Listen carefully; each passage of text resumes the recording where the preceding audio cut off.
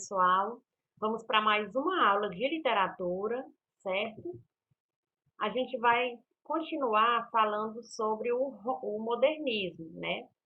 Vamos agora para o capítulo 9, Geração de 22, Fase de Destruição.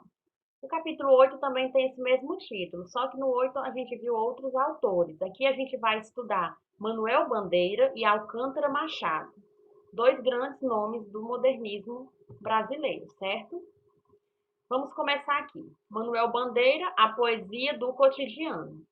A obra de Manuel Bandeira pode ser dividida em três momentos: pré-modernista, modernista e pós-modernista.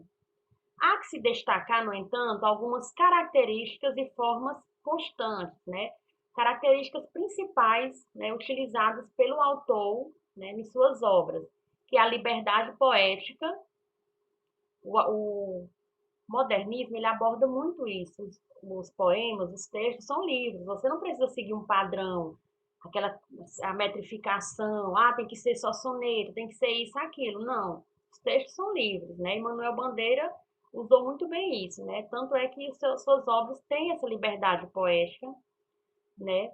O saudosismo, saudade da infância, saudade da terra, autobiografia, quando vai falar do eu, né, de sua vida, e a presença do cotidiano, né, problemas, vai retratar o dia a dia, né, a vida. O primeiro período, que foi o pré-modernista, que inclui seus três primeiros livros, A Cinza das Horas, Carnaval e Ritmo dissoluto. Ele está marcado por um lirismo pessoal de influências simbolistas. Nessas obras destacam-se a musicalidade e a melancolia, né, a tristeza. No segundo momento, no modernista, inclui obras de libertinagem. Destacam-se versos livres e uma linguagem simples, linguagem coloquial, né, que facilita muito a interpretação dos textos. Nesse segundo momento, Manuel Bandeira, ele evoca o passado. Ele vai escrever poemas, ele vai estar retratando momentos da sua infância, de quando ele era menino, né? Que saudade ele tem da infância dele, daqueles períodos. No terceiro momento, vai ter o quê? Um equilíbrio, que é o pós-modernista, entre a tradição e a vanguarda, motivo pelo qual críticos classificam esse período como pós-modernista.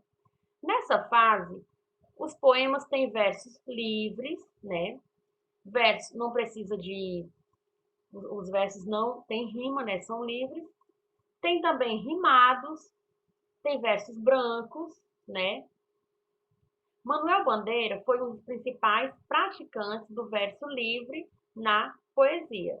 Então, nesse terceiro momento, ele escreveu versos livres, rimados, né? E também os brancos, que são aqueles versos que não têm rima, tá?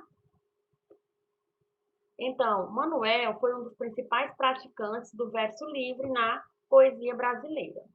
Vale destacar que sua poesia também retratou as relações sociais desiguais e conflituosas do Brasil, que a gente viu lá no início, né? Temas do cotidiano, da vida das pessoas. Então, Manuel Bandeira, ele é considerado, ele é um autor completo, né? Ele abordou de tudo um pouquinho, né? Cada coisa ele falou um pouco. Um autor riquíssimo, né? Suas obras são belíssimas, muito boas mesmo. Temos também Alcântara Machado. Em 1922, após a Semana de Arte Moderna, Alcântara Machado se tornou amigo de Oswald de Andrade e de Mário de Andrade, que foram os autores que fizeram parte dessa primeira fase, né, dessa geração.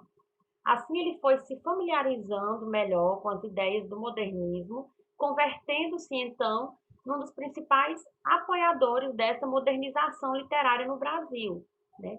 Quando ele teve conhecimento, quando ele começou a ver essas ideias novas, ele ficou, né? Ele gostou da ideia, ele achou muito interessante. Então, ele foi um dos que apoiou de cara, né, essa literatura nova, né? Porque a gente sabe lá desde o começo do assunto que o modernismo ele não foi tão abraçado, né? Teve muitas críticas, a aceitação foi muito difícil. Então, esse Alcântara Machado, ele foi um dos apoiadores nessa modernização, ele era a favor dessa nova literatura no Brasil. Suas obras retratam o conturbado processo de modernização do Brasil, que, com a decretação da abolição da escravatura e a crescente industrialização, viveu uma drástica mudança no contexto das relações de trabalho e da urbanização.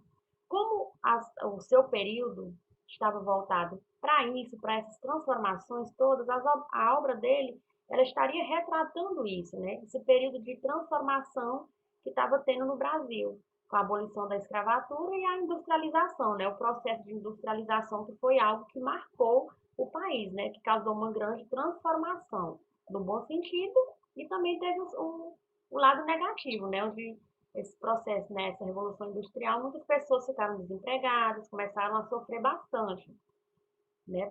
Então foi bom para umas partes e outras não.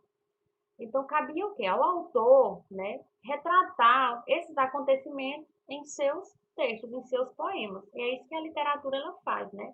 Ela retrata, ela aborda, né? Dependendo da escola literária, é claro, vai abordar o quê? Os acontecimentos do período. Alcântara Machado concebeu a imigração italiana como um acontecimento técnico e cultural de importância equivalente à miscigenação entre indígenas, portugueses e africanos. Ele inseriu em seus contos cenas e tipos sociais, né? Então, pessoal, esse capítulo ele é bem pequenininho mesmo, vocês perceberam, né? Então, vocês agora vão fazer o quê?